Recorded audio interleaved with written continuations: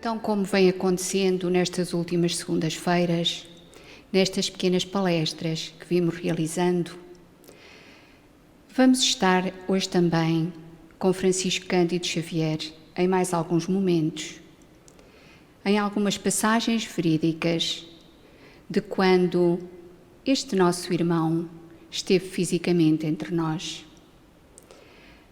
A sua vida e obra conjugam-se de forma a torná-lo um espírito e um espírita modelo.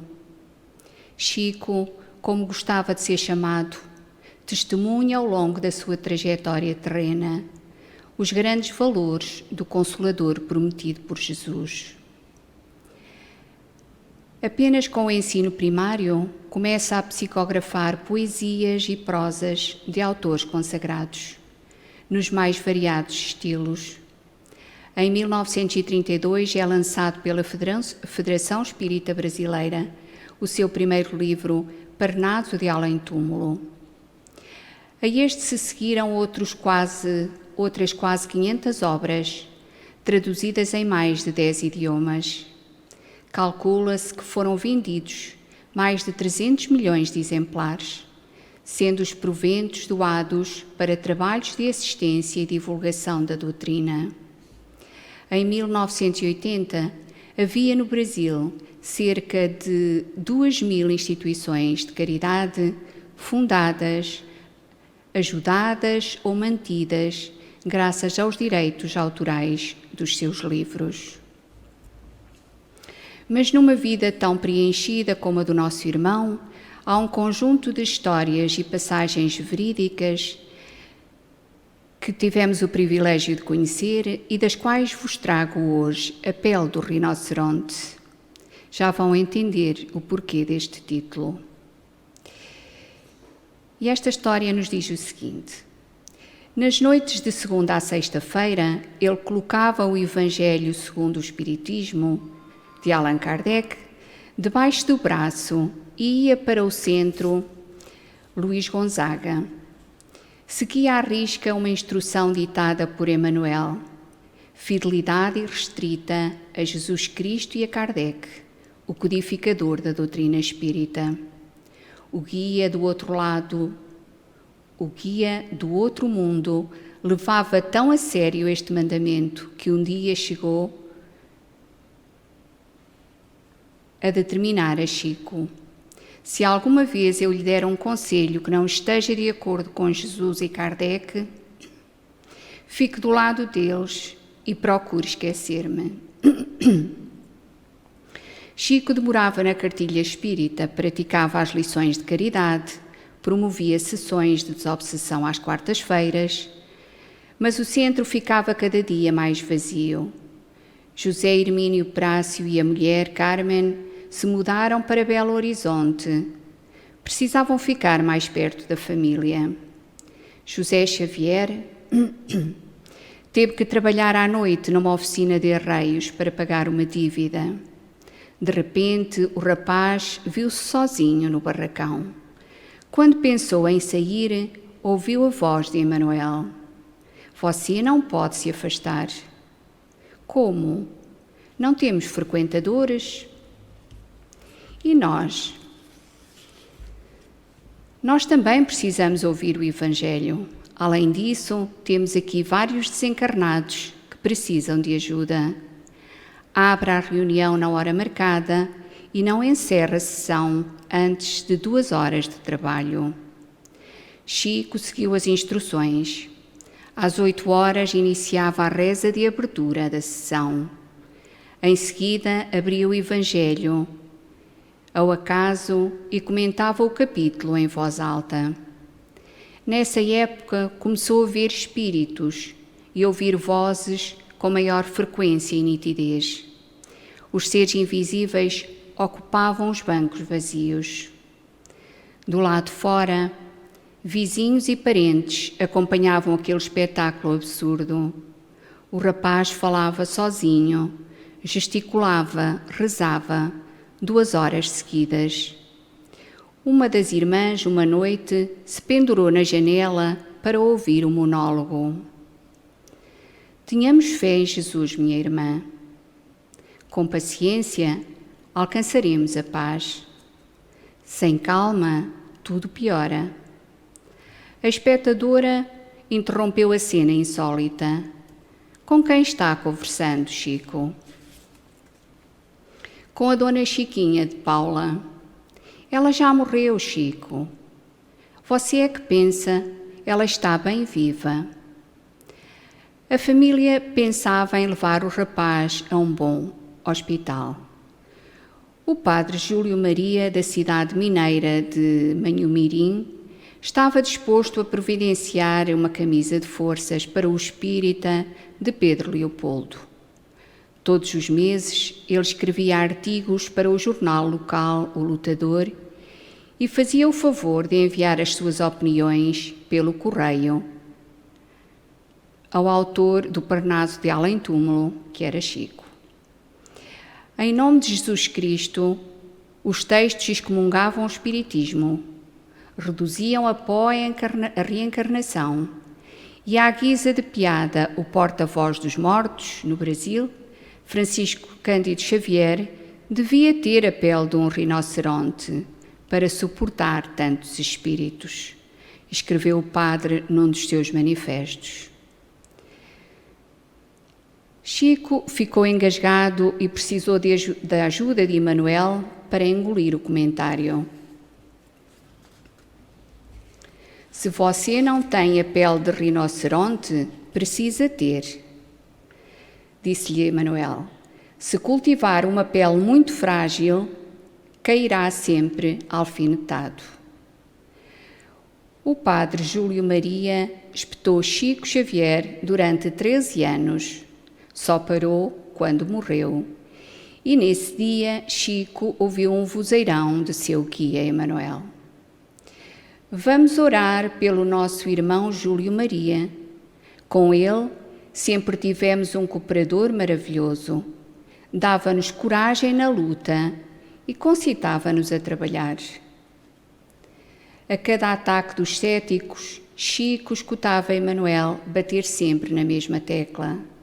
Não te aflijas com os que te atacam. O martelo que atormenta o prego com pancadas o faz mais seguro e mais firme. O conselheiro invisível esquecia que os martelos também entortam pregos. Por isso, Chico sentia os golpes e andava pela cidade arqueado, sob o peso da desconfiança alheia. Em dezembro de 32, o rapaz fechou os olhos e fincou o lápis no papel. As frases apareceram velozes e nada evangélicas, eram endereçadas a ele mesmo. Meu amigo, alguém lhe dizia, há um decênio que não me preocupo com as parvoíces da terra, nem presumia a possibilidade de enviar novamente para aí a minha futilíssima correspondência, quando alguém me insinuou a ideia de vir ditar-te as minhas sandizes. Acometeu-me o desejo incoercível de atirar um dos meus petardos de troça e instalar uma boa gargalhada sonora e sã. Foi o que fiz. Focalizei no meu pensamento a ideia de vir ter contigo, e bastou isso para que as minhas raras faculdades de fantasma me conduzissem a esse maravilhoso recanto sertanejo em que vives. Esplendor de canto agreste quase selvagem. Busquei aproximar-me. Vi-te finalmente. Lá surgias ao fim de uma rua bem cuidada, onde se alinhavam casas brancas e arejadas, brasileiríssimas, abarrotadas de ar, de saúde, de sol. Vinhas com o passo cansado, pele suarenta, a derreter-se dentro de roupas quase encevadas, como os pés metidos em legítimos socos do Porto, obrigando-me a evocar o cais de Lisboa. Sem que pudesses observar-me, submeti-me a demorado exame. Procurei a tua bagagem de pensamentos. encontrando na tua mocidade tudo quanto a tristeza criou de mais sombrio. Em tua alma amargurada vi apenas porções de sofrimento, pedaços de angústia, recordações tristonhas, lágrimas cristalizadas. Vi-te e ri-me da estultice do cérebro desequilibrado, com o volumoso e pesado arquivo de baboseiras. Cansado das lamúrias de Chico, o remetente da carta recomendava o bom humor como arma e dizia o seguinte: convence-te de que se comete uma inqualificável imprudência em chorar, em derreter-se inutilmente. Abandona essa exótica preocupação aos mais parvos do que tu. Ri-se o mundo de nós, riamo-nos dele. Achincalhemos os seus arremedos aos gorilas, ridicularizemos as suas instituições. Traduzamos a admiração de tudo isso, que tudo isso nos desperta com um riso bom que sempre apavora os tímidos e insuficientes.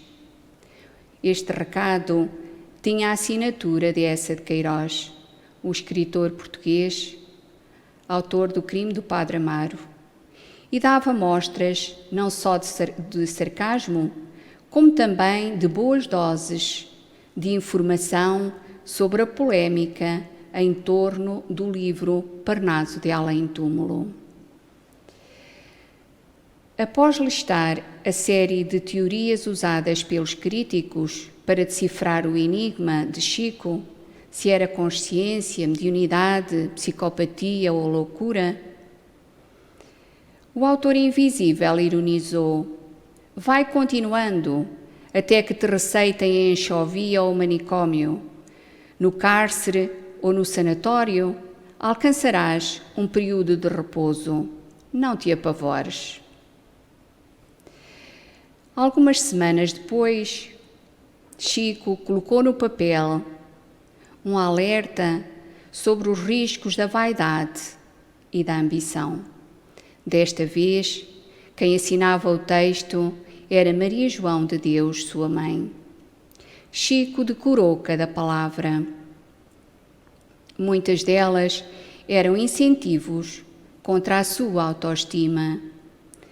Para começo de conversa, ele não devia encarar a mediunidade como uma dádiva, porque, imperfeito como era, não merecia favores de Deus. Uma metáfora marcou a sua história.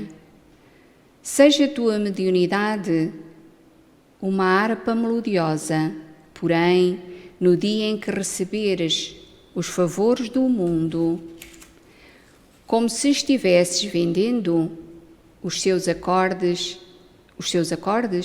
ela se enferrujará para sempre. Chico ficou atento às lições e passou a exercitar tanto o bom humor como a humildade. Era necessário crescer, encontrar a harmonia que acompanha as grandes almas, a lucidez e a sabedoria de quem vem para dar o exemplo. E Chico já tinha em si, com certeza, tudo isso. Ele já era uma alma grande. Ele já era um espírito de luz.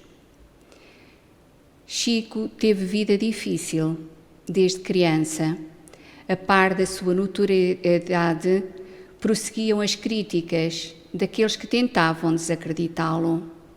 Os inimigos espirituais, como é de prever, procuravam muitas vezes atingi-lo, e os problemas de saúde sempre o acompanharam.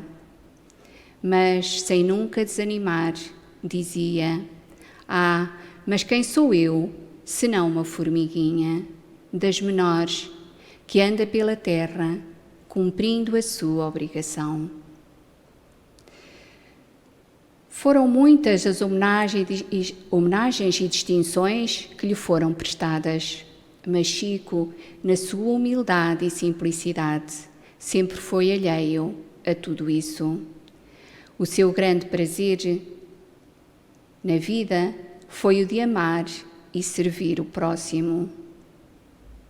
E, por fim, num dia de junho de 2002, em que o Brasil estava particularmente feliz, Chico retornou à pátria espiritual, deixando na terra um facho de luz que foi a sua existência.